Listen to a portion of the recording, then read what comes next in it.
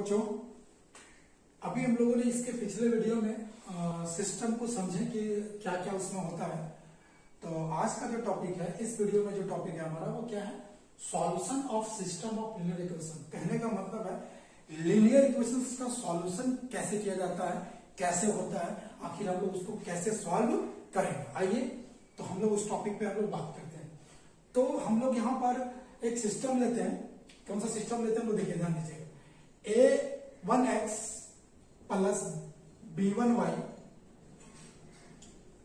Plus c1z is equal to d1। दूसरा लिया मैंने a2x plus b2y plus c2z is equal to d2। तीसरा मैंने लिया a3x plus b3y plus c3z is equal to d3। मैंने यहां पर एक सिस्टम ऑफ लीनियर इक्वेशन लिया है जो कि 3 इक्वेशन है और 3 अननोन है। 3 अननोन का मतलब 3 वेरिएबल है ना। तो इस सिस्टम को देखिए, आइए हम लोग इस सिस्टम को सॉल्व करते हैं कि इस सिस्टम को आखिर हम लोग कैसे सॉल्व करते हैं। यहां पर एक बात हम लोग समझेंगे, लीनियर इक्वेशंस में हम लोग दो तरह का सिस्टम को जानते हैं, एक होमोजेनियस और एक नॉन होमोजेनियस। तो होमोजेनियस और नॉन होमोजेनियस में कोई बेसिक डिफरेंट नहीं है, बस एक थोड़ा सा डिफरेंट क्या है, सिर्फ कांस्टेंट का। अगर मान लो इसी इक्वेशंस को मैंने ऐसे लिखा, a1x प्लस अगर b1y plus c1z is equal to 0, फिर इसी तरह से a2x प्लस अगर मैं b2y और यहां पर c2z इज इक्वल टू 0 और a3x प्लस b3y और plus c3z is equal to 0 लिखे, तो बस ये दोनों सिस्टम लीनियर इक्वेशंस है। लेकिन इसको हम लोग कैसा लीनियर इक्वेशन बोलेंगे, ये होमोजीनियस है, ये होमोजीनियस है नहीं, इसको हम लोग बोलेंगे non homogeneous system of linear equation और इसको बोलेंगे homogeneous system of linear equation. अब देख सकते हैं दोनों में फर्क क्या है, सिर्फ कांस्टेंट का। इसका यहां पर d1 d2 d3 को वैल्यू था और इसमें क्या था, इक्वेट 0 से, बाकी बात तो सब सेम है। तो ये दोनों में फर्क है। इसको बोलते हैं नॉन होमोजीनियस और इसको क्या बोलते हैं, होमोजीनियस। इसको क्या बोलते हैं, होमोजीनियस। ठीक है, तो इसके बारे में हम लोग यहाँ पे देखिए। अब इसको हम सब करते हैं। अब यहां पर ध्यान देंगे, अब मान लेते हैं हम लोग लेट a बराबर, हमने एक मैट्रिक्स मान लिया। यहाँ पे सॉल्व करने का तरीका देखिए, a1 b1 c1 a2 b2 c2 a3 b3 c3। ठीक है, दूसरा हम लोग यहाँ पे x बराबर मानेंगे और x मीन्स वेरिएबल। तो वेरिएबल यहाँ कौन कौन सा है, x y z। तो लिखेंगे x y z। ठीक है, एक तो और हम लोग लेते हैं b। तो b हमारा क्या हो जाएगा, d1 d2 और d3। ठीक है, ये हमने लेट कर लिया। ठीक है ना, लेट कर लिया। अब देखिए गिवन सिस्टम ऑफ, अब ध्यान देना यहाँ पे हम लोगों ने इसका देखिए, इसको हम लोग बोलते हैं, इसको बोलते हैं कोएफिशिएंट मैट्रिक्स। क्यों कोएफिशिएंट मैट्रिक्स का नाम बोलते हैं, ए हमारा क्या है, इसको हम लोग बोलते हैं कोएफिशिएंट मैट्रिक्स। कोएफिशिएंट मैट्रिक्स क्योंकि हम यहाँ पे देख सकते हैं कि ये तो कोएफिशिएंट ही है किसका, एक्स वाई जेड का। तो एक्स वाई जेड का कोएफिशिएंट को मैंने ऐसे लिखा, जिसको हम लोग क्या बोलते हैं, कोएफिशिएंट मैट्रिक्स। ठीक है ना, ये वेरिएबल है और ये हमारा कांस्टेंट बराबर का उधर में जो रहेगा वो है। अब देखिए, अब given system of linear equation can be written as, इसको हम लोग लिखते हैं, कैसे लिखते हैं देखिए, ध्यान दीजिए। रिटर्न एज, अगर मान लीजिए हम इसको ऐसे लिख देते हैं, ध्यान दीजिए, a1x b1 c1 a2 b2 c2 a3 b3 c3। ठीक है, ऐसा लिख दी। अब ध्यान दीजिए, यहां पर फिर हमने इसके साथ x लिखा, x वाला टर्म को, तो यहां लिखेंगे x y और z, मैट्रिक्स फॉर्म में लिख रहे हैं। और बराबर में हम क्या लिखेंगे, बराबर में लिखेंगे d1 d2 d3।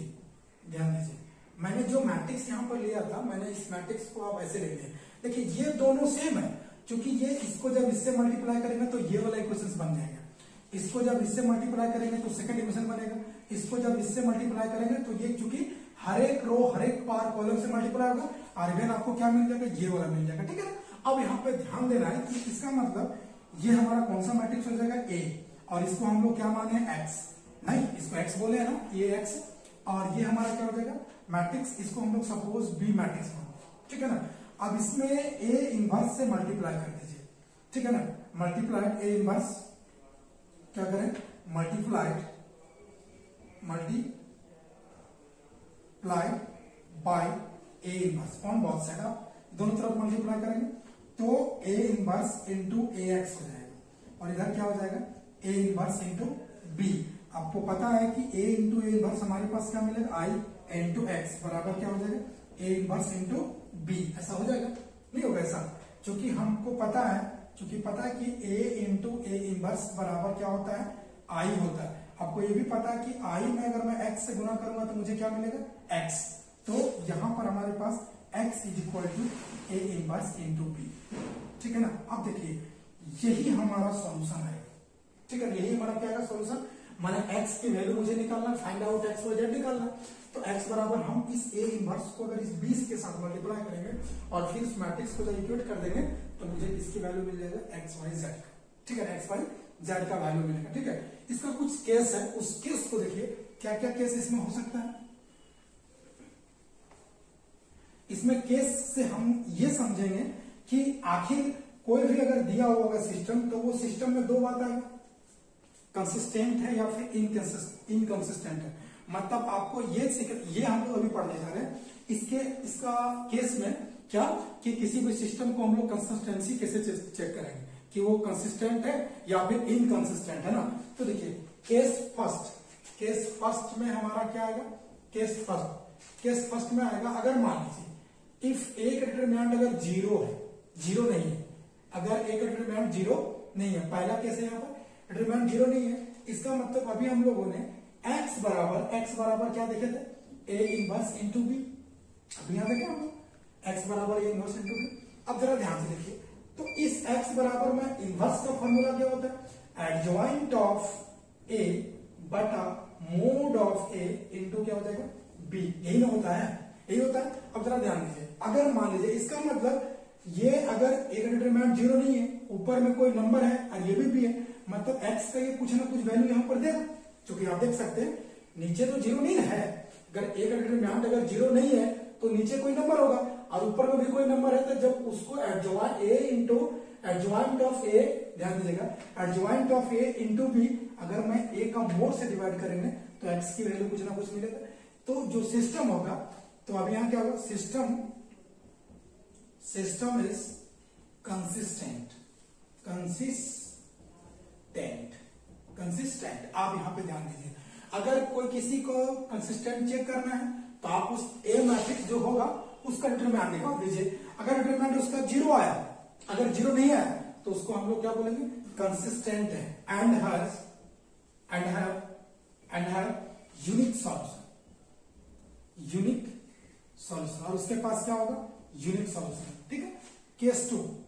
Case one था, केस टू में क्या होगा, अगर ए का डिटरमिनेंट जीरो है तो इसमें दो केस हो सकता है, ध्यान दीजिएगा।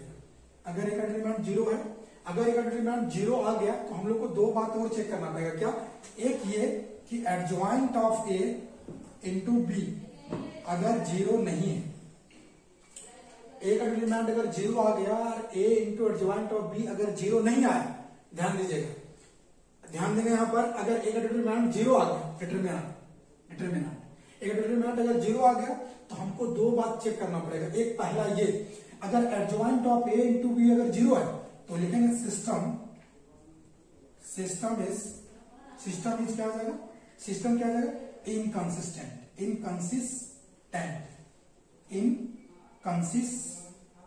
क्यों, देखिए ध्यान दीजिए, अगर A adjoint of A into B zero नहीं है तो कोई नंबर होगा, तो A into adjoint of B zero नहीं है, लेकिन नीचे जीरो हो जाएगा। तो जब नीचे जीरो हो जाएगा, मतलब ये नीचे जीरो हो जाएगा, तो एनी नंबर बटा जीरो अनडिफाइंड, मतलब वो सॉल्यूशन उसका होता ही नहीं, तो सिस्टम कैसा हो जाएगा, इनकंसिस्टेंट सिस्टम होगा।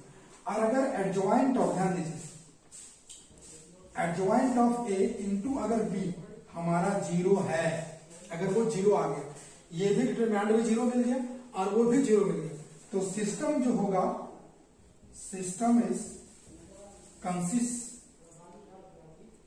कंसिस्टेंट और इनकंसिस्टेंट दोनों हो सकता है, कंसिस्टेंट दोनों हो सकता है, ठीक है ना। तो इन केस में में आपका जो सोल्यूशन आएगा, इस केस में सोल्यूशन आएगा, इसी को हम लोग बोलेंगे इनफिनाइट सोल्यूशन होता है। इस केस में क्या आएगा आपका इनफिनाइट सोल्यूशन। तो हम लोगों ने यहाँ पर दो चीज देखा कि हम लोग लीनियर इक्वेशंस को कैसे सॉल्व करेंगे और उसका कंसिस्टेंसी कैसे चेक करेंगे। तो कंसिस्टेंसी चेक करने के लिए अगर उस मैट्रिक्स का, फिर कौन सा मैट्रिक्स का कोएफिशिएंट मैट्रिक्स का अगर डिटरमिनेंट 0 नहीं आया तो सिस्टम क्या हो गया, वो कंसिस्टेंट हो गया। और अगर उसका उस कोएफिशिएंट मैट्रिक्स का अगर डिटरमिनेंट 0 आया तो हमको दो बात फिर से चेक करना पड़ेगा। कौन कौन सा बात? पहला, adjoint of A into B अगर 0 नहीं आया तो क्या हो जाएगा, कंसिस्टेंट। और अगर वो 0 आया तो दोनों बात होगी, कंसिस्टेंट और वो इनकंसिस्टेंट। ठीक है। अब हम लोग जो यहाँ पर जो मेथड को देखें कि किस तरह से सॉल्व करेंगे, इस मेथड को बहुत अच्छे से समझने के लिए हम एक एग्जांपल लेते हैं और उस एग्जांपल के माध्यम से हम यहाँ पर सब चीज देखेंगे, आखिर कंसिस्टेंटी कैसे चेक करते हैं और उसका सॉल्यूशन कैसे निकालते हैं। तो इस वीडियो को हम लोग इस चीज को चर्चा, मतलब क्वेश्चन, इसके बेसिस पर जो क्वेश्चन आएगा, कंसिस्टेंटी और इनकंसिस्टेंट या फिर solution of linear system of linear equations, उसका हम लोग इसका नेक्स्ट वीडियो में हम लोग देखते हैं।